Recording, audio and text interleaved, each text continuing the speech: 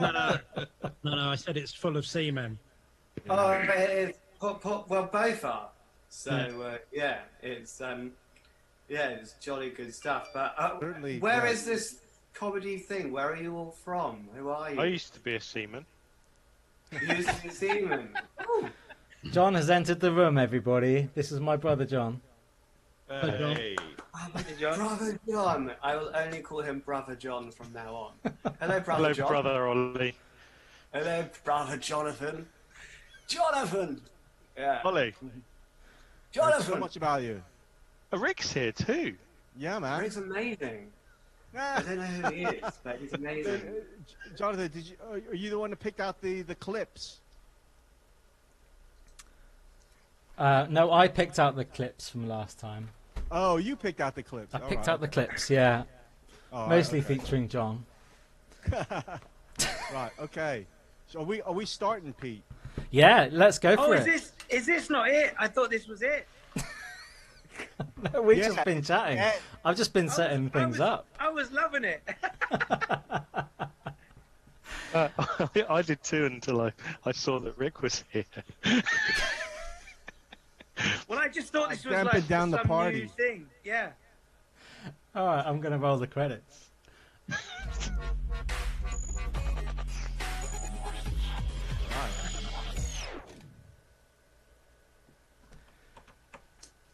Hi there, everybody. CNLZ Live. It's a special one tonight. It's the front row. Richard, how are you doing? I can see you on my screen there. Yeah, I'm very good, Pete. Yeah, very good week. Fully recovered, more or less, from the coronavirus.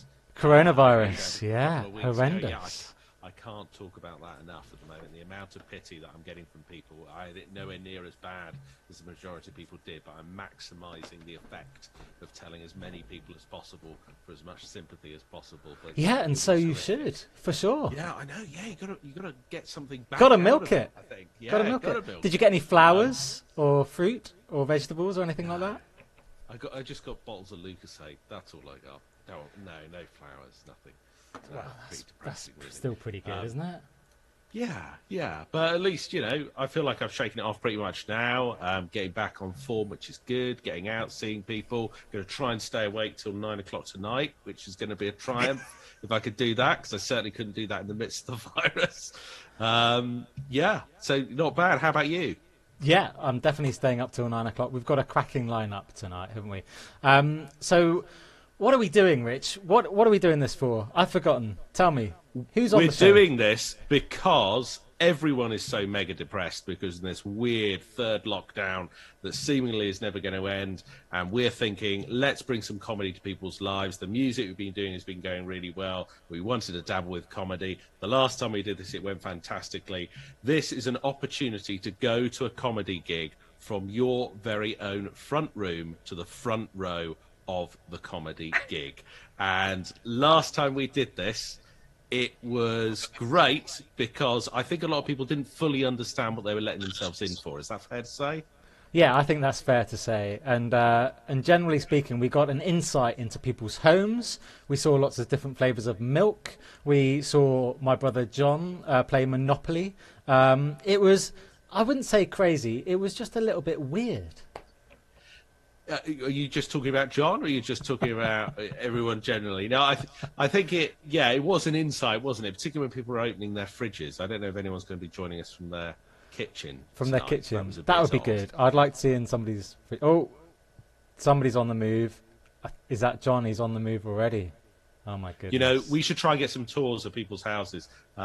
See if Rick, the comedian, will actually get people maybe to tour their house. That's a good idea. It could be like that old Dame Edna Everage show. Do you remember that? Where she used to get that person to go around people's houses. Yeah, or through the keyhole was always good as well, wasn't it? Yeah. And there was an MTV Cribs as well, which is also really good. So we could try and emulate. Not sure if some of the guys that are going to be on tonight are going to be the same level as MTV Cribs, but who knows? Might be. So if you want to introduce everybody, Rich, that would be amazing. What do you think? Yeah, Hello to everyone. Have we got the gallery view up? Let's have a look at all the audience that have joined us so far tonight. Other people could join at any second. If you remember last time, we had a very bizarre gentleman join us at the last minute. Oh, yeah, that was brilliant. He was called Peter as well. And so anybody watching, there's a meeting ID at the bottom. You know, you're more than welcome to join and say some crazy stuff. Yeah. Bottom of the screen. Tap it in, get Zoom up, stick the meeting ID in. At the bottom, where is it? Just down there somewhere. Yeah, there it is. Meeting ID. Tap it in.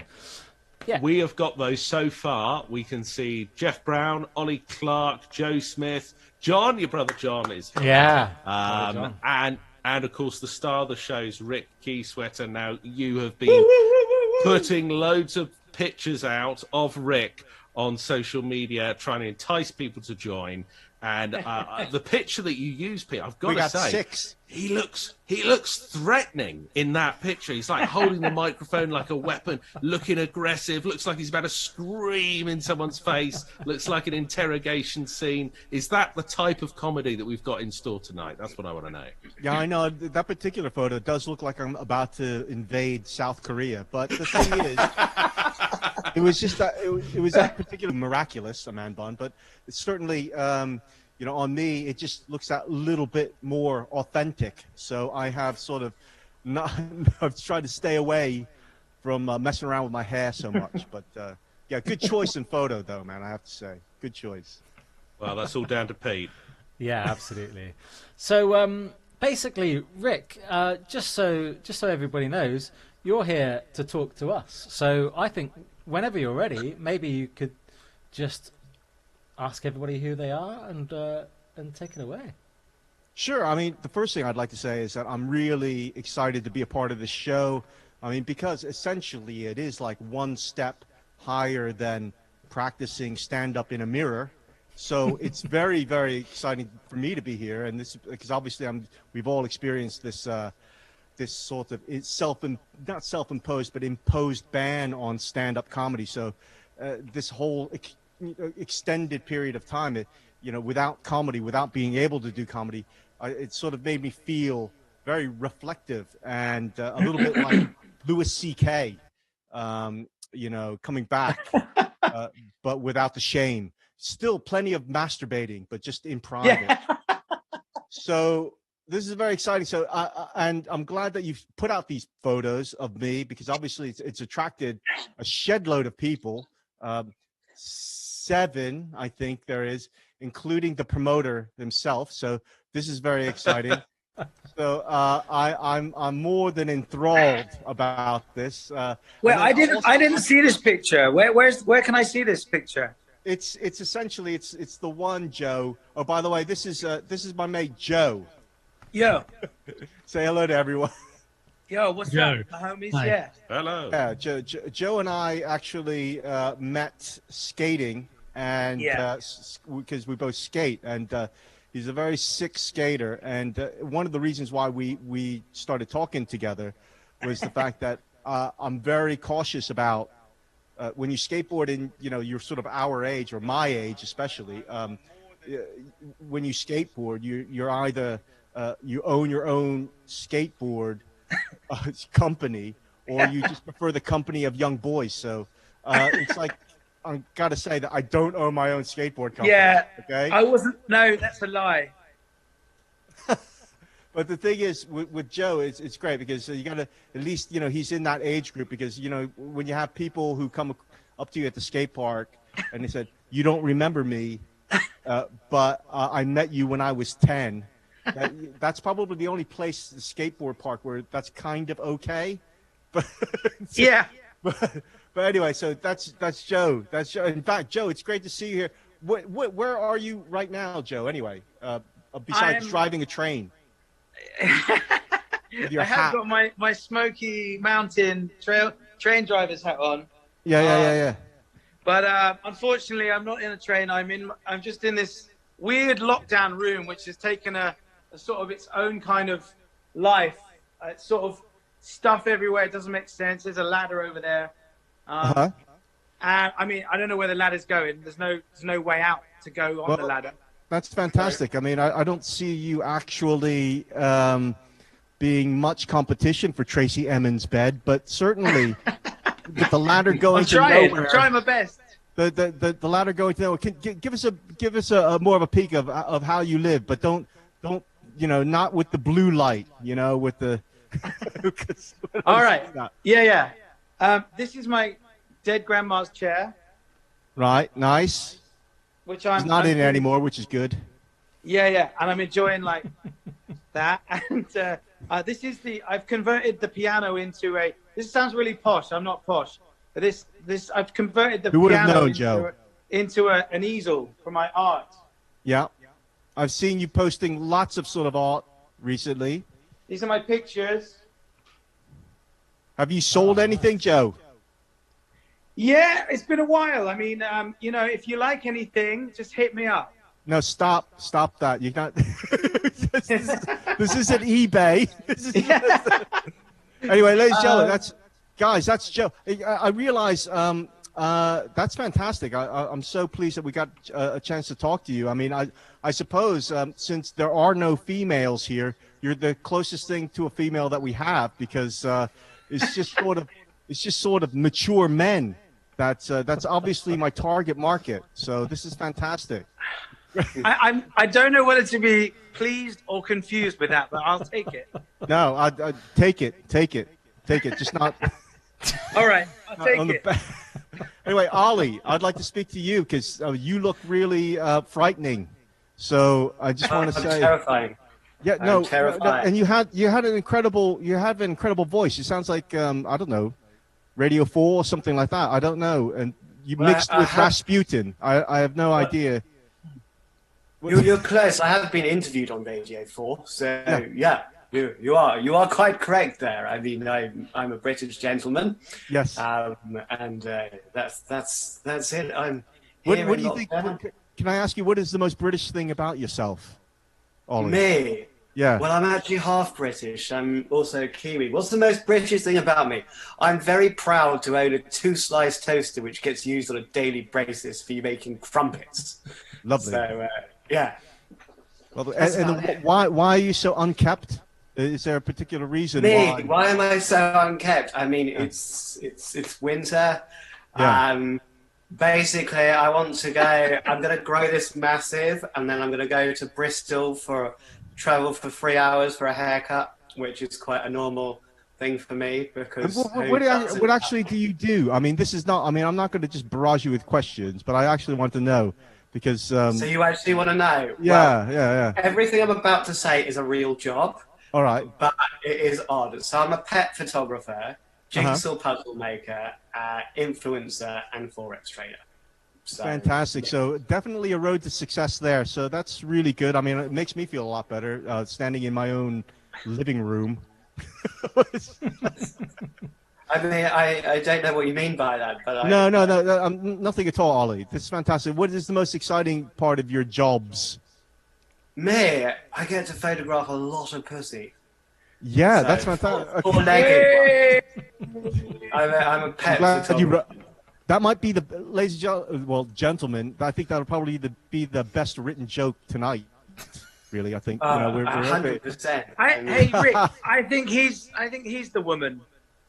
You're still dwelling on that, are you? Oh, mate, I'm livid. I'm boiling up. I will change my name right now to Phoebe on here. So please, Ollie, I think you're pretty. So Ollie, you're fantastic because you're quite international, aren't you? I mean, how did you're Kiwi? Are you actually half Kiwi or how did that work? Yeah, my mum is Kiwi. My dad is English. Yeah. But I live in Great Britain, God. And it really is great. I mean, we have to have a bit of positivity. I mean, it is so great right now. I mean, you are very positive. In fact, I mean, because whenever I actually see people who have been results of international relationships, because it is London, and because I have mates who are like Mexican and Russian, honestly, or Chilean, right? Chilean, and sort of Filipino, and very successful international couples. But I'd just say, just stick with your own kind, because because I've always thought that. Thanks for getting that out for us. No, I 100% agree. I'm only saying because there's going to be a time. I mean, as soon as you have like Pedro Ramper Cash McPherson, you got to hop on a plane to go see Grandpa Gongli Kornikova, and it's just like one of those things that just like stick to you. It's massive. But my mum is a trophy wife. That's what I think. So yeah. No, well, that's wonderful. All right, that's cool. Ollie, I'd love to speak to you some more because you're just so posh, and yet this sort of I know that's pretty. It's lovely. Okay, I live in the villages. So we're going to move on because we might as well just get to know each other. It's kind of like a really crazy, not crazy, but I'll let you come to your own opinion about that. But either a crazy or a very dull dinner party with no women. Anyway, so let's get on to. I'd like to meet. Who else is that? Who's next to Ollie? I can't quite read. I can't quite see. Peter. Jeff. What's that? Jeff. Hi. Actually, I'm above Phoebe at the moment. All right, you're above. Oh, we got Phoebe. Well, no, that's Ollie. He changed her name. All right. Jeff, how's it going? So, what is it? Are you hospital radio or what's going on? Well, I'm retired. I knew Pete when we worked at the BBC. Well, I worked and he was at the BBC at the same time. Yeah. But I retired. I was made redundant, but I retired. My wife says I was made redundant. I say I retired after 24 years. And I do a bit of hospital radio. I've been doing that for about 35 years. And forces radio, and I just like radio. And was John Pearson's show a lot better than this one so far? I mean, you'd have to enlighten me on John Pearson, to be perfectly honest. I was at the BBC World Service, so I know quite a lot of people who were big in Nairobi and out to Mongolia. Yeah, right. Yeah. Really? And Outer Mongolia? Yeah. I mean, we broadcast all around the world at the time, so even I think we did Welsh for Patagonia when I started there. So. Well, I think that your silky voice should not be you should keep it away from us because, I mean, just keep on broadcasting. I mean, how come I'm not seeing you on other things? You not doing any more podcasts or things like that? I'm doing podcasts for other people. I like to sit behind the desk and make other people sound good if I can. That's my sort of forte. And laugh occasionally. So, it's fantastic, eh? Yeah. What is your T-shirt all about? What is my T-shirt all about? Whiskey Tango Foxtrot. Where is it? What the fuck? Basically. Yeah, but he wouldn't say fuck, Joe, you see? No. Because he's a gentleman. Yeah, well, I did, actually, because I thought I might have to explain it there. Is that how the police swear? Yeah, well, no, it's called the NATO phonetic alphabet, and they've spelt it wrong. They've put E in whiskey. There shouldn't be able, unless it's outside of Scotland. Gotcha. Yeah, but hey ho, that's true.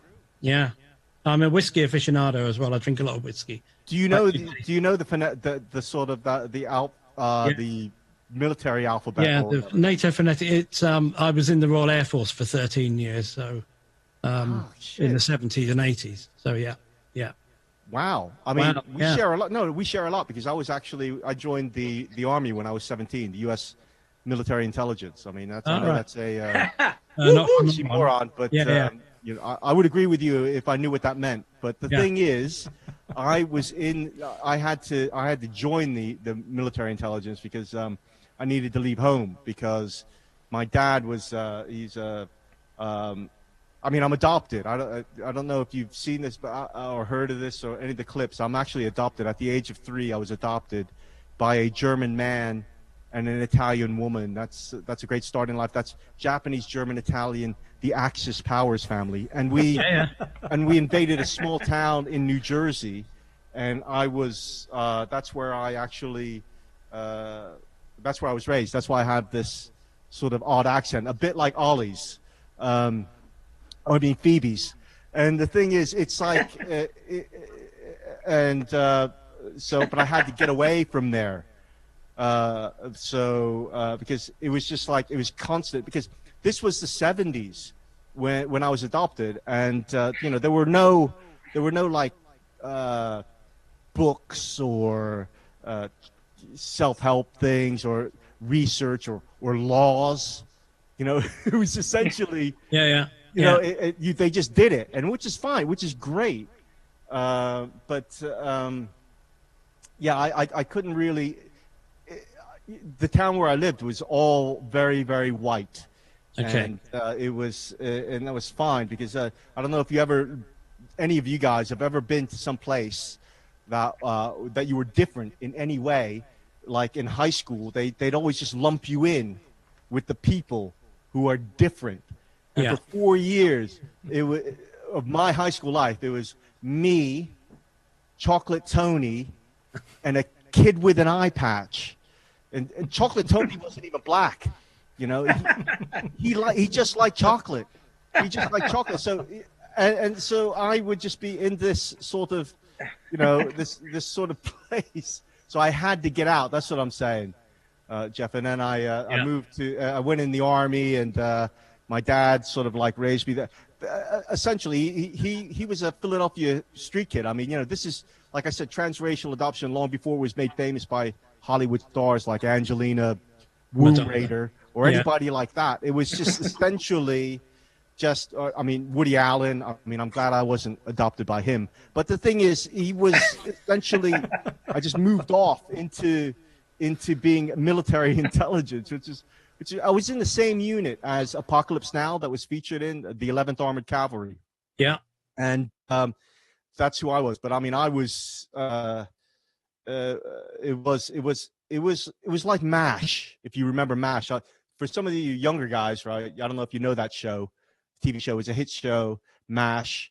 Larry Gelbart wrote it. But the thing is, who would you? It's a bit like MASH, but it wasn't as funny. Who would you be in if you were in MASH? Which character would you be then? I think I would probably been Klinger. I've got you down as Radar. A bit geeky, yeah, maybe. Yeah. Maybe I don't know. You got me down as Radar. Well, and see, hot look, lips at the weekend.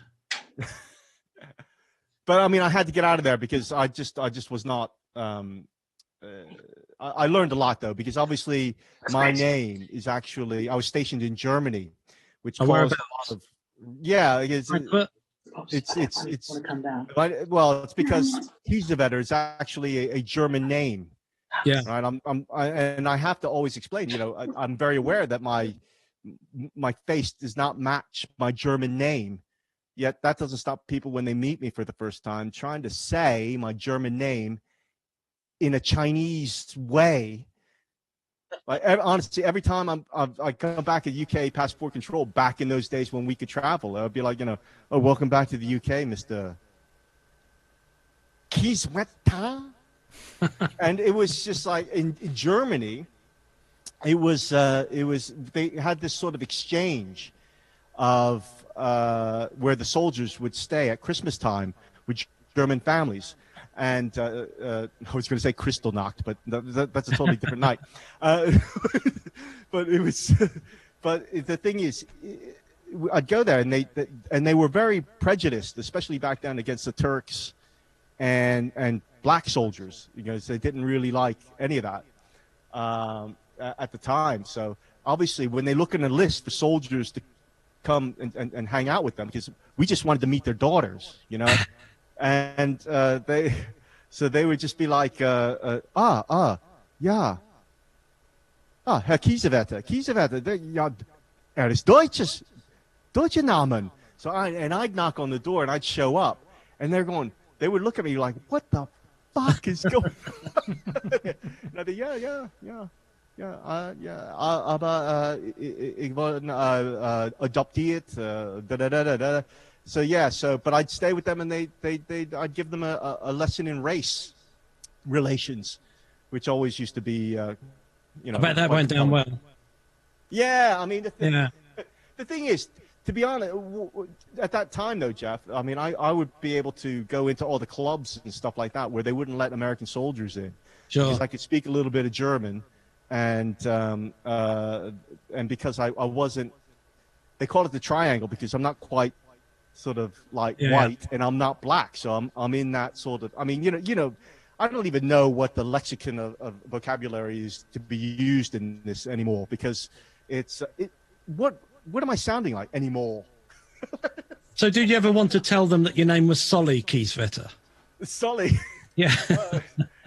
No, I was. Yeah, well, the thing is, do you know Knut Kieswetter? Knut Kieswetter was quite a famous folk singer back in the 80s, apparently, or something like that.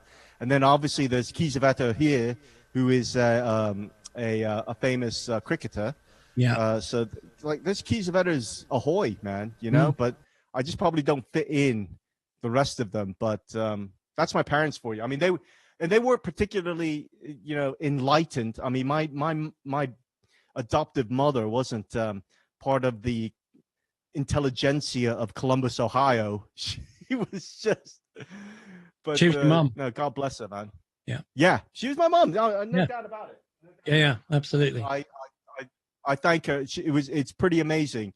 I think about it, and especially now that they're dead, because that's when you really think, wow, you know, they really did, because they didn't give a shit. They just did it. And in fact, my dad fought in Vietnam, so I was wondering. I mean, when he was giving me baths and things like that, did he ever get flashbacks? I mean, who knows? With this guy who was dealing with. Yeah, my dad was at Dunkirk. Your dad was at Dunkirk. How old are you? I'm 63. Yeah, my dad was at Dunkirk. He was rescued off the shores there, and then. What did you think about that film?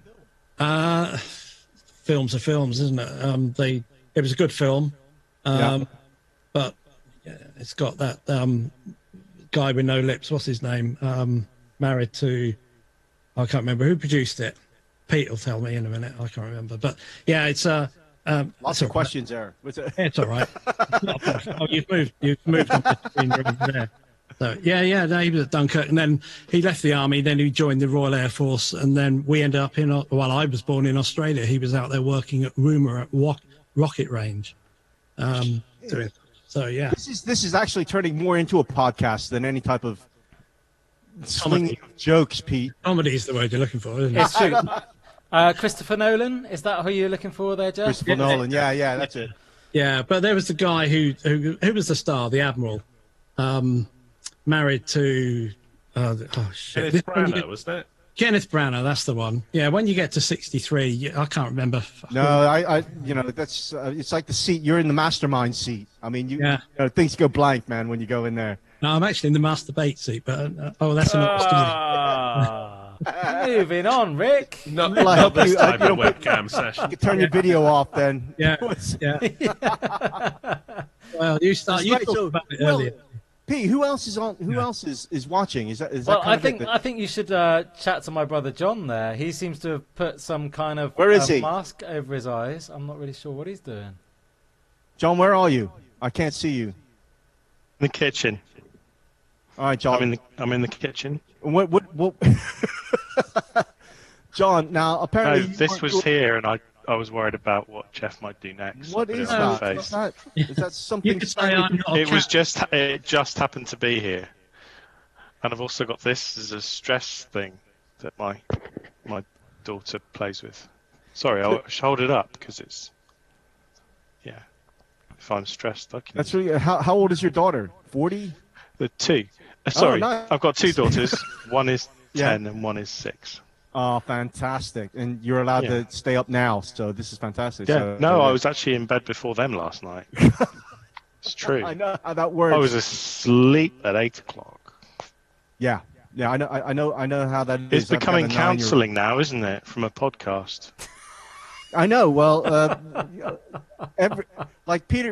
Pete's happy with that because every show is different. Like this is, every show is different. Of course it is. I mean, that's the main thing with it, really. But Rick, I thought you were actually gonna, take the mick out of us a little bit more. What do you think? Do you think that's possible? Rick, we've got a lot in common, Rick. Because I wanted to be on Gladiators, and you were on Gladiators. Who was your favorite Gladiator? The girl ones. The girl ones. So was it So you wanted to be, so John, you wanted to be straddled by Jet, I assume. Jet. Yeah, do you remember Jet? But she was from Birmingham, wasn't she, or something like that? She was from the Midlands. I didn't really mind where she was from. Did you actually remember my show? Because I was the only Asian on that show, I think. So your name's quite unusual. So when I looked you up, yeah, like I've seen your skating videos, I've seen your gladiator videos. I just was stalking you for a few days. Well, you know, that's great. Are you on LinkedIn? Can I link to you? You know, I don't even check out LinkedIn anymore. I mean, you know, 'cause I used to do like conferences and like coaching for that kind of stuff as well. But you know, I don't. But now, obviously, you can see why I wasn't good at that. Hang on, you're not that guy who wrote that book, the dad guy. Coaching. Rich Dad, Poor Dad. Yeah. No? Pete, now he's taking the piss out of me. Does anybody know that? I think his name's something like Suzuki or something like that. No, he's proper sort of Hollywood Asian, Japanese American guy. I'm not like that. I'm not any of that really. I'm just sort of I'm just your international hobo character essentially. That's all I really am. But yeah, I didn't really sort of intend to do any of that sort of like gladiators or anything like that. It's just sort of happened. I mean, I only started skating because of my kids, because I wanted to do something with them and to teach them how to skate essentially. And then what annoyed me was, I don't know about you, but it's kind of, you know, when you're at the play park and with your kids, not just by yourself. But and you see parents, they don't let me in when I'm on my own. When you're just standing by the fence. The thing is, you know, when the parents are just sat there, you know, texting or whatever, if you remember this before lockdown anyway, where they say, oh yeah, to their toddler or their kid, just jump over that hoop and do that press up there and just go through that.